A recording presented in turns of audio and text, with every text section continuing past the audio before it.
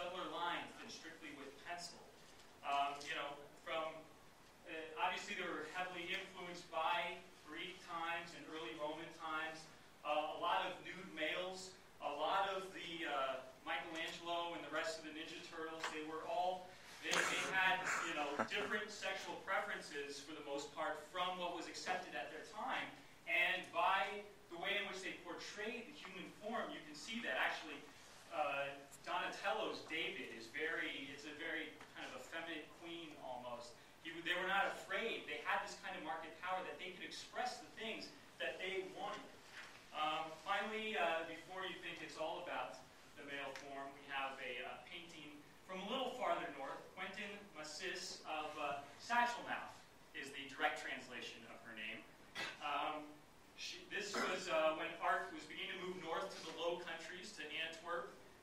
People began also during all of the Renaissance. They were painting more average, everyday scenes. This isn't a very good representation here, but they were going away from just the gods and the heroes, and they were doing kind of more average things.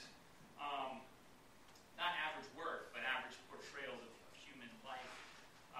And just as they took many examples from Greco-Roman and Old Testament mythology, we copy things from the past as well. In fact, that's why a young filmmaker who went to high school in Scottsdale, not too far from here, used this piece here, Massis's piece, as an influence behind the character of Sloth from The Goonies. That's not true. I don't think there's any evidence. Indulge me every now and then. The Dutch Golden Age. We're going to skip up north. It keeps going farther north. This is Rembrandt's Michigan Militia. I like to call it the Night Watchman. He certainly, much like Michelangelo, used the market to his advantage to do basically what he wanted. He'd make subject pose for hours. Even though it reduced his market demand, he said, I don't care. I make enough money, and I want to do the work that I want to do. He used his wealth to buy works from the old masters, as well as the New World art and artifacts from Asia and American Indians. He had a samurai suit. The guy was crazy. He even ran a studio which employed other artists, a true capitalist. Here we have, this is Vermeer. This is called The Girl with the Wine Glass. I like to call it the Libertarian Party because it's at least two guys for every girl.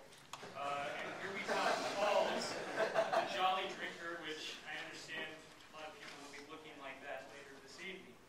Elizabethan Theater. Of course, you all know Shakespeare. This was a very interesting time when acting companies were attached to the nobility or to the queen, but they primarily made their money from paying audiences. This is the first time in history this happened. Now, the city of London didn't want public performances. So what did they do? They moved it across the Thames, just there on the Liberty of Southwark, and they billed them as rehearsals for the Queen. This is genuinely public performance for an average audience. Between 1580 to at least 1640, you could still buy a ticket for a penny. I don't exactly know what that translates into now, but it was enough that the average person could most certainly go. They were producing art for a popular audience, which people see this as high art today. But then, that was your average television program of today. This was to the equivalent to people at this time. The playwrights understood ideas of risk management. In fact, they would pool their resources, they would form combinations, and they would all work on shows together, and they would all share in the rewards of the successful shows. Ben Jonson, he wrote a fabulous play called Bartholomew's Fair, which deals with issues of spontaneous order, kind of a precursor to Hayek. Christopher Marlowe is the author of Dr. Faustus.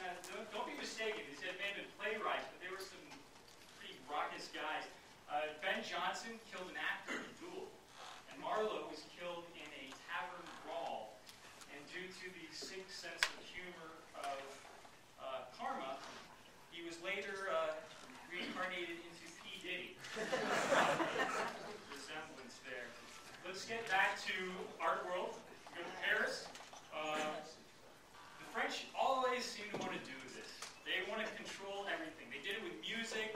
Nobody could print up music or anything like that without the king or whoever was in charge at the time of approval. And then we ended up with that with art.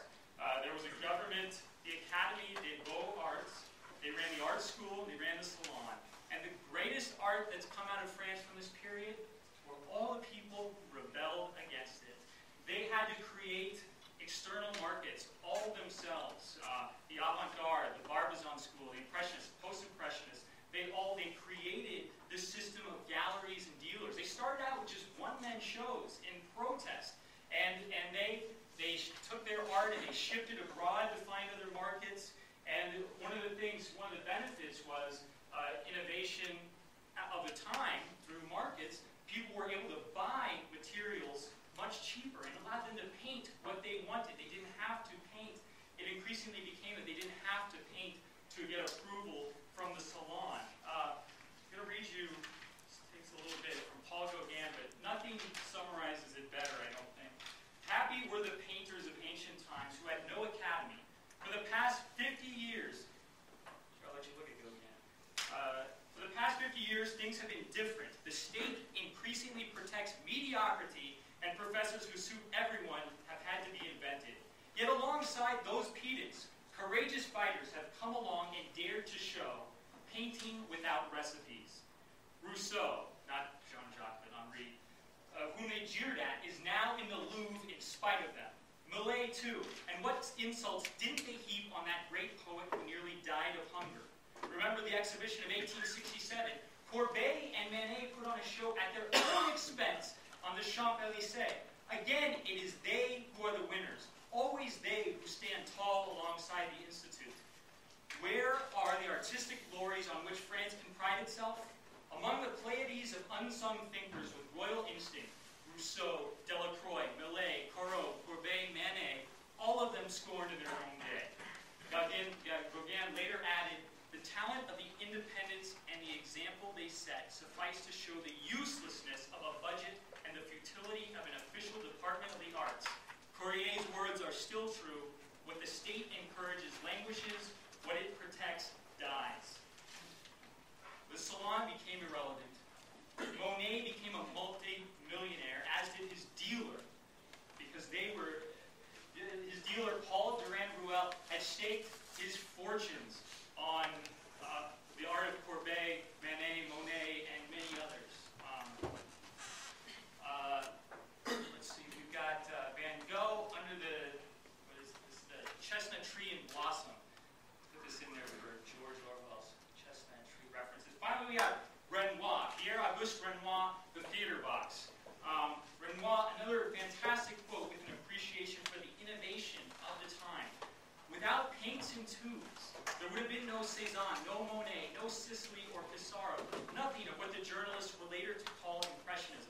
People take it for granted that we have, things like the materials to create art, they're just everywhere, because that's how it is now, and it's cheap. But it wasn't so in the day. It was tremendously time-consuming. They had to have huge studios. In this case, you could, take a cheap canvas that you purchase cheaply and